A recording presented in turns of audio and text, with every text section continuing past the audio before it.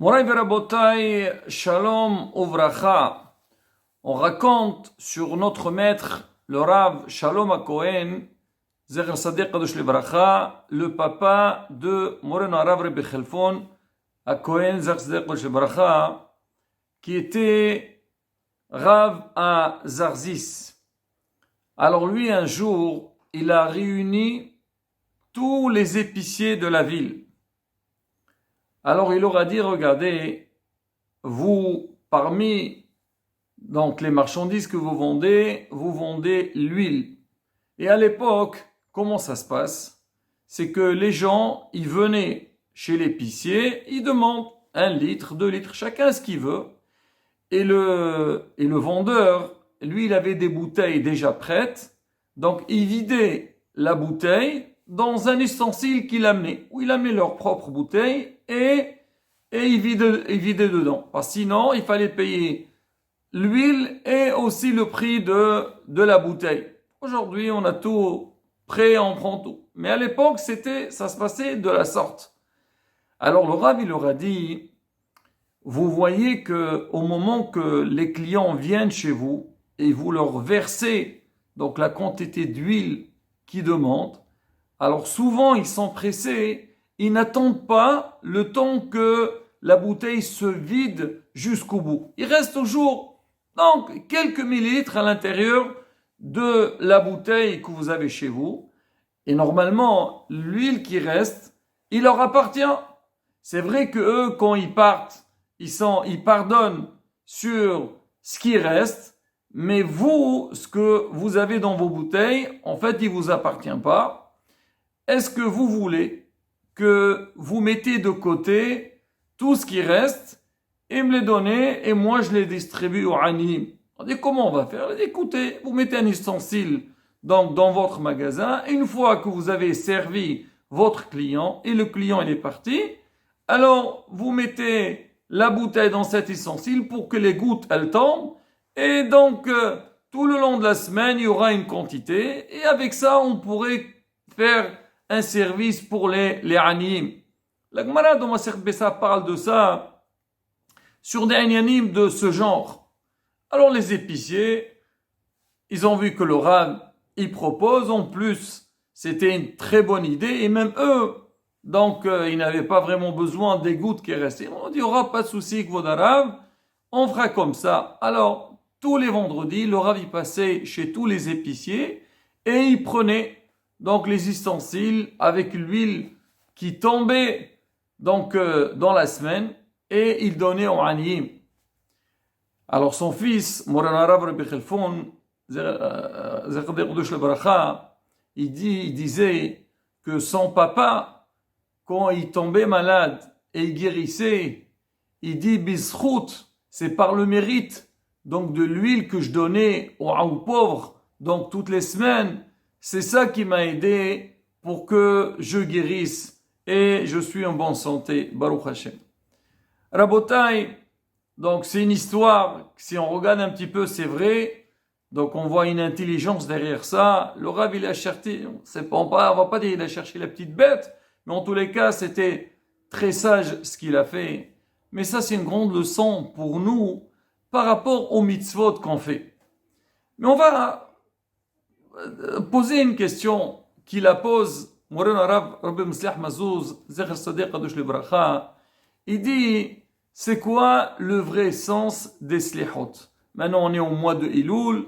C'est marqué dans la halakha, Nohagim laqom be'ashmor taboker. On a l'habitude de nous lever tôt le matin pour faire les slihot pendant 40 jours, de Rosh Chodesh Elul jusqu'à Yom Kippourim. C'est rapporté dans la halakha parce que Moshe Rabbeinu était monté pour chercher les tables de la loi. Et pendant cette période-là, c'était Aitrason. Et donc, la teshuva, elle est importante. Mais le Rav, il donne une autre raison. Il dit, parce qu'on sait que quand un homme, le alenu, il fait un péché, alors sur chaque péché, il y a la punition. Alors chaque chose, c'est rapporté, la Gemara le rapporte, donc c'est quoi la punition de chaque avera, de chaque péché qu'on fait. Mais il y a des fois, certains péchés, pour les pardonner, il faut que l'homme, il est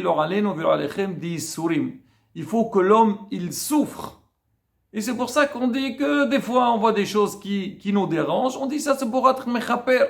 Tu as une souffrance. C'est pas obligé que ce soit une très grande souffrance. N'importe quelle contrariété que l'homme, il a, il doit se dire, c'est les chaper. Voilà, c'est une phrase connue, c'est pour pardonner. Alors en fait, c'est réel. C'est que des fois, pour être pardonné à 100%, il faut que l'homme, il a des sourim, il a des petites souffrances. Alors le Rav, il dit, justement, comme nous, on se trouve dans la période des Slihot, on est juste avant Rosh Hashanah, et on veut effacer un maximum donc les fautes qu'on a fait. Alors on dit parmi les choses, les efforts qu'on nous demande de faire, de nous lever tôt le matin. En général, un homme, il a un horaire pour se lever le matin, mais là, il faut qu'il se lève 1 heure et demie avant le temps, et pour aller prier. On dit l'effort que l'homme, il va faire le matin, pour aller faire les slihot, ça, on va considérer comme si c'était des yissurim, c'était des souffrances qu'il a pris sur lui, et ça pourrait le pardonner. Et comme on voit, par exemple, qu'on fait aussi ce qu'on appelle un tirkon karet, on fait la veillée du soir de Rosh Hashanah, au Sha'ana Rabbah. Donc on lit, on étudie toute la nuit, mais à la fin on fait un ratson dans lequel on dit à Kadosh Baruch Hu, regarde la souffrance qu'on a eue, qu'on a empêché nos yeux de les fermer, c'est-à-dire de nous endormir. Alors avec ce tsar-là, la souffrance qu'on a eue, alors fais en sorte que nos péchés, ils vont être pardonnés. Donc c'est pareil aussi par rapport aux slihot. Et Rabotai, là, on vit ces moments, on voit les gens, il y a certains qui arrivent à la synagogue tard pendant les slihot, ou qui viennent pas au slihot, ils viennent à la tfila, ou il y a des gens, on les voit pas à la tfila, on les voit le Shabbat. Mais on voit tout le monde dit la même chose. Mais on essaye. On a envie, voilà, on met le réveil, on essaie de faire en sorte d'arriver à la synagogue pour participer. Déjà, c'est un plaisir de venir au slihot. Les airs, ils sont très beaux. Et en plus de ça, on est mitkarvim la Kadosh Baruch Hu. Quand l'homme, il lit, déjà, il a une sensation du Yom Kippourim. Parce que les passages de slihot, c'est quoi? C'est les slihot qu'on lit le jour de Kippour. Voilà, Anenu, Adon Asilihot, Ben Adam Alecha Nirdam. Donc, c'est des airs qui sont très agréables. Et on a envie d'aller, mais on voit qu'il y a des obstacles. Ah, justement, il faut savoir, Rabotai, quand l'homme, il essaie de faire des chokhmot, il essaie de trouver des solutions, comment battre son Essara, ou pour avoir cette possibilité de venir à la synagogue, il faut savoir que ça a un potentiel très, très, très fort. Hachem, il tient compte de tous les efforts qu'on fait. Pourquoi? Parce qu'on sait, normalement, on aurait préféré dormir encore, ou bien ne pas nous fatiguer, voilà, répond Amen, Amen, mais quand même, toi, tu viens et tu participes et tu fais le nécessaire, ça a une valeur très importante, Rabotai. On a vu l'histoire avec Moreno Arav. Il dit quoi? Le chesed que j'ai fait avec les anim. C'est quoi Hassan? C'est vrai, l'idée, elle est exceptionnelle, elle est inimaginable. Qui aurait pensé à ça? On sait, c'est comme ça que ça se passe. Mais non, il a dit, voilà, des petites gouttes. Voilà, dans chaque bouteille, il y a quelques millilitres. Et en associant donc tous les bouteilles avec tous les commerçants, là, combien de personnes on les regagne? C'est pareil aussi pour nous. Quand Kadosh Baruch Hu voit tous les efforts, voilà, maintenant, moi, le soir, avant de dormir, au lieu de dormir, j'ai l'habitude de dormir à minuit, je vais dormir à 11 heures. Et je vais m'organiser. Je vais faire en sorte que j'aurai la possibilité le lendemain matin de me lever tôt. Et je viens. Rabotai, il faut savoir que ça n'a pas de valeur.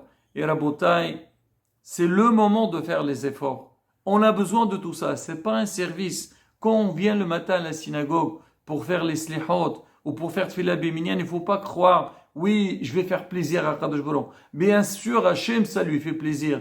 Mais c'est toi qui gagnes. C'est toi qui bénéficies. Tu as besoin de ça. On a besoin de ça. On a besoin. Il faut compris. Il faut qu'on s'efforce. Bezrat Hachem. On dit les fonds tsara agra. Par rapport aux efforts qu'on fait et par rapport à la souffrance qu'on a, donc la récompense, elle est beaucoup plus importante. Iratson,